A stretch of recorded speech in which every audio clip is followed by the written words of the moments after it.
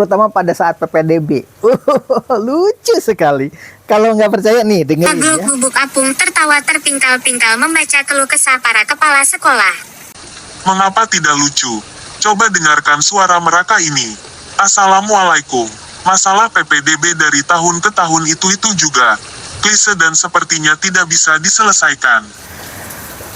Fenomena yang ada saat ini tentang pendidikan gratis, karena saya itu sebagai orang dari keluarga yang sangat minim ekonomi, tapi keluarganya besar. Zonasi masih belum menjadi solusi karena pemerintah belum mampu membangun sekolah yang unggul di seluruh wilayah RI. Kepala sekolah juga sering dituding melakukan pungutan dalam konteks PPDB. Padahal tidak seperti itu. Segala sesuatu yang kaitannya dengan keuangan dari masyarakat selalu dimusyawarahkan oleh komite sekolah dengan orang tua siswa. Yang paling parah masih dianggap pungutan walaupun sudah melalui musyawarah dengan orang tua. Pendidikan tidak ada yang gratis, tetapi yang ada siapa yang membayar.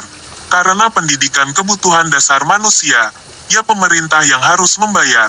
Kemampuan pemerintah untuk tingkat SMP baru mampu bayar 1 juta per siswa melalui BOS. Kalau tidak boleh ada pungutan atau sumbangan seharusnya 4,5 juta per siswa. Politisasi pendidikan apalagi menjelang pilkada pilpres akan semakin gila. Dengan bangga para politisi menyatakan sekolah gratis. Menurut saya ini berbahaya dan akan membunuh partisipasi masyarakat dalam ikut serta membangun pendidikan. Kaitan dengan besaran harus dihitung ulang. Kasihan para kepala sekolah di lapangan. Dituding itu, dituding ini. Belum lagi banyak tekanan. Benar sekali. Ayo bergerak melalui cara-cara yang arif. Kepala sekolah jangan selalu dalam tekanan dan menjadi sasaran fitnah. Saya diundang seputar PPDB oleh Saber Pungli. Mungkin ada yang mau disampaikan dari teman-teman. Katanya Pak Gubernur akan hadir. Banyak kepala sekolah yang tidak merasa penting bergabung dengan asosiasi kepala sekolah. Padahal asosiasi kepala sekolah itu untuk TK, SD, SMP, SMA itu gabung. Jadi unak-unak tuh pada keluar, pada ketawa. Seneng ya bagi yang tidak gabung di asosiasi kepala sekolah, coba deh masuk di grup. Pasti seneng. Terutama pada saat PPDB. Lucu sekali. Kalau nggak percaya nih, dengerin ya. Jika kegiatan lebih berkaitan dengan PPDB yang bersih dari pungli, sebenarnya ada baiknya Saber Pungli mendampingi sekolah dalam mensosialisasikan program sekolah yang berhubungan dengan keuangan. Misal di SMK negeri ada kegiatan praktek lapangan yang tentunya membutuhkan biaya yang penentuannya akan menjadi iuran pungutan tidak bisa sumbangan, maka solusi terbaik dari Saber Pungli seperti apa? Kalau akan mengurangi dampak negatif dari PPDB lebih mendasar, maka salah satu masalah di SMA adalah kebijakan zonasi minimal 50% yang mengundang permasalahan yang salah satunya berkaitan dengan pembiayaan pendidikan, misal pengadaan seragam khas sekolah. Melalui gubernur barangkali bisa diusulkan untuk meninjau ulang kebijakan zonasi pada PPDB yang berdampak pada lebih meningkatnya manipulasi untuk mengupayakan calon siswa masuk ke sekolah tujuan.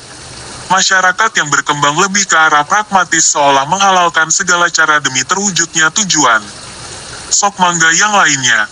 Insya Allah saya sampaikan. Yang lucu itu dialognya seperti yang kita akan dengar berikut ini nih. PPDB na getos beres atu. Muhun, kan uram ge kasih masukan Saber Pungli. Atau setidaknya tahu di lapangan seperti apa. Gitu Pak, bukan hanya untuk PPDB aja. Misal untuk PKL. UKK kurang biayanya. Kumaha carana minta ke masyarakat prosedurna anu bener teh biar teh disalahkan wae. Karena itu dalam bahasa Sunda, inti dari kalimat yang terakhirnya itu biar kita tidak selalu disalahkan gitu maksudnya. Kata seseorang itu mengatakan, kita tanya kepada Saber Pungli bagaimana prosedur yang benar supaya bisa memenuhi kebutuhan itu gitu. Yang memaksa ingin masuk sekolah negeri tanpa melalui mekanisme. Dinas Pendidikan diharapkan bisa lebih tegas menghadapi oknum tersebut. Oke, ini soal pembiayaan ya, mumpung bisa ketemu Saber Pungli. Walau bukan PPDB kita sampaikan aja, biar mereka teh tahu. Iya teh, betul. PKL di IKM sekarang butuh lebih untuk perjadin monitoring karena jumlah siswa yang dibimbing dihitung berdasarkan jumlah jam. Dari BOS pasti kurang. Kita Kansat pernah menghitung pembiayaan Yang FGD. Kasus kemarin, uang titipan, saat daftar ulang pengadaan seragam sekolah Del. Ini jadi rame, apapun alasannya mau titipan atau nama lain tetap tidak boleh. Rata-rata oknum di PPDB itu, terutama dari LSM yang gadungan, itu mengatakan tinggal pilih mau dilaporkan atau tidak, katanya begitu. Mereka itu pada tahu kalau dilaporkan ke aparat hukum, itu pasti diperiksa sampai 3 bulan. Dan rumit sekali pemeriksaannya, padahal tidak ada temuan. Tetapi males kalau pengurus sekolah itu untuk bolak-balik ke kejaksaan, bolak-balik ke polsek, bolak-balik ke ombudsman. Itu rata-rata kan tidak mau. Terus gimana yang terbaik kan begitu. Dan terjadilah nego-nego. Padahal mah aparat juga kalau kita sudah dekat, sudah tahu bahwa ini tidak ada masalah, mereka malah jadi kolega kita. Ini sebenarnya. Karena kalau dititipkannya pada waktu daftar ulang itu dianggap ada pungli di PPDB. Seluruh stakeholder harus patuh mekanisme PPDB.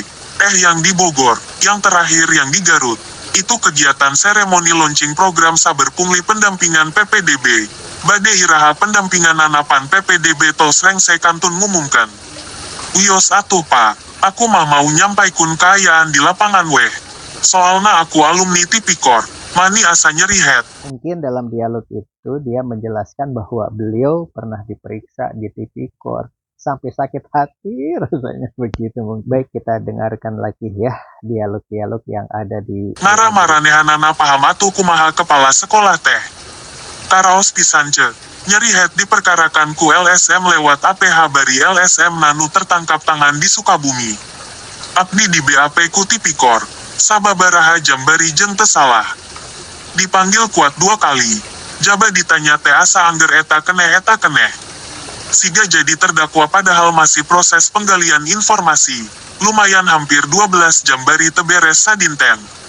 Jadi tungtungna urang teh hoream nanaon. Cicing we sama himahi nu ayatina bos jeung BOPD. Tungtungna kualitas budak ge sayana weh, untung temarundur kepala sakola teh. Da tekanana kuat pisan, anu mentalna lemah mah matak jantungan. Leres pisan, nu cari aman selamat mah pastina pragmatis sayana wae. Saya aya moal biaya aya, minimalis pisan hai. Kesesuaian antara data alamat peserta PPDB, apakah betul warga di sini? 14. Assalamualaikum. Lagi pada kerja ini tempat kos. Urang teh disangka bangsat. Kuat sepege diangkut 3 kontainer ke kantor polisi teh. Mudah-mudahan wi atuh aya luang waktu naker curhat ka beliau-beliau. Iya doakan ya pak, Tipikor. Saber pungli. Inspektorat untuk kasus yang sama. Kasusna mamang meserkan acuk kanggo guru-guru tina dana sumbangan. Nah atuh muni 6 kali wah wiha ka Tipikor teh. Sigana anu ngalapor keunana mah 1000. Bari jeung baju nama angger makek. Rata-rata pembiayaan persiswa teh 6,5 juta rupiah. Dari bos cuman 1,7 juta rupiah. Sing kuat Bu Haji, sehat selalu. Mudah-mudahan tersampaikun aspirasi sadayana pelaksana kegiatan di sekolah. Kan dirimu ge magrib 2 nelepon ka aku teh bari nginghak. Asa ditengteinganan pan. Tah eta, pan bebeb oge terang abdi nuju lewehna haha. Pami Permendikbud 69 tahun 2009 masih berlaku. Abdi kantos ngobrol informal dengan Saber Pungli dari Kajati. Ternyata beliau-beliau juga tidak memahami secara utuh tentang BOS dan bagaimana sistem penganggarannya. Ia disangka nate dina BOS teh aya kodering didinya TPKL, UKK. Padahal pan ngak ada, mending audensi bijeng Saber Pungli. Sok ngalenggut dugi ka tahajud gera, rungkat pa pendidikan teh. Jangan tanya mutu. Ukur ngagorolong, entek-entekan teh naon. Tengartos pa, bebe akan cek. Bahasa mana eta teh? Tah begitu dialog lucu PPDB di para kepala sekolah di Jawa Barat cigana hahaha. Fenomena yang ada saat ini tentang pendidikan gratis, karena saya itu sebagai orang dari keluarga yang sangat minim ekonomi tapi keluarganya besar. Keluarga itu rata-rata tidak ada yang anaknya kurang dari 12. Keluarga dari desa itu maklum dulu itu sangat fanatik dengan keyakinan beragama bahwa banyak anak banyak rezeki. Ternyata Aduh, berat sekali pada saat itu. Yang namanya juga keluarga yang 12-12 itu tidak bisa menyekolahkan anak, rata-rata di pesantren kan. Untung pada saat itu pesantren populer, sehingga yang anaknya 12 lebih itu pada tidak sekolah, karena di sekolah kan ada anggaran-anggaran yang harus ada. Sementara kalau di pesantren itu ya sukarela saja.